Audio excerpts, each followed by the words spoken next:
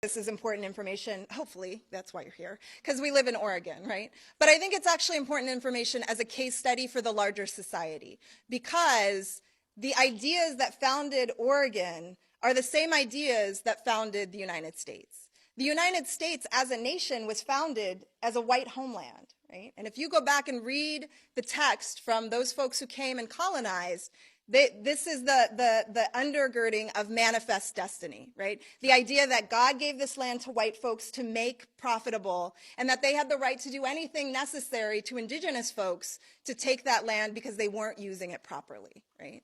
Including enslave African folks and bring them here to work as chattel slavery. That is the creation of our nation, is the creation of a white homeland.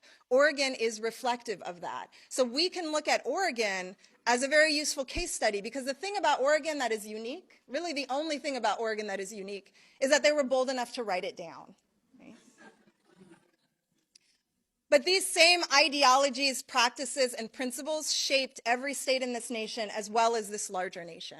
So Oregon is useful because they wrote it down and reaffirmed it again and again. So we don't have to, say, well, this is what I think they were saying, or this is what I feel like that. They were like, no, look, we'll write it down again, just in case you didn't get it the first time. And I think that it's important to recognize that the mechanisms of control that were used in Oregon to control this black population that was free and unwanted are ultimately the same mechanisms that were used to control the larger black population once slavery ended in this country. So Jim Crow slavery, or Jim Crow segregation, was much more advanced in Oregon because folks had been practicing it for, a couple decades before the end of slavery. So in many ways, sadly, Oregon is a precursor and an example for the rest of the country about how to control this black population when slavery is no longer an option. And in fact, this leads to Oregon being called things like the most segregated city north of the Mason-Dixon line. And I think, one really useful example to look at is the example of the Klan. I think that, again, we tell historical inaccuracies about the Klan, that we really simplify this narrative to make ourselves more comfortable. So the way that we talk about the Klan is that the Klan is something that existed up until the 50s and 60s in the rural South. It was predominantly working class, uneducated, rural Southern white men, and by and large, it has died out, right? None of those are true, honestly. So the Ku Klux Klan at its height had a membership of 15% of the eligible population of America, which meant white men. So 15%, 15% of white men were card-carrying members of the Ku Klux Klan at its height in the 1920s. So, Amnesty International doesn't have 15% of the population. And the Humane Society, right?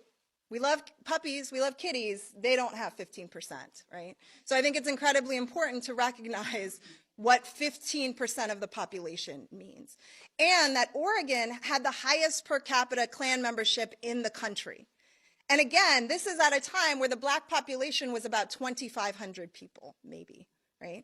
So the question becomes, why would so many folks want to be card-carrying members of the Klan? Again, it is about sending a message about the kind of community folks want to live in by saying, by this membership in the Klan, this is part and parcel of the kind of community I want to live in. I think the other piece about this is that often folks say, okay, well, there were a lot of stupid people in the country. 15% of the, population of white men were stupid, whatever, right? I think it's incredibly important to recognize that the reach of the Klan reached to the highest levels of power, both in Oregon and in the larger nation. So actually, Oregon had a Klan governor. Walter Pierce was a card-carrying member of the Klan.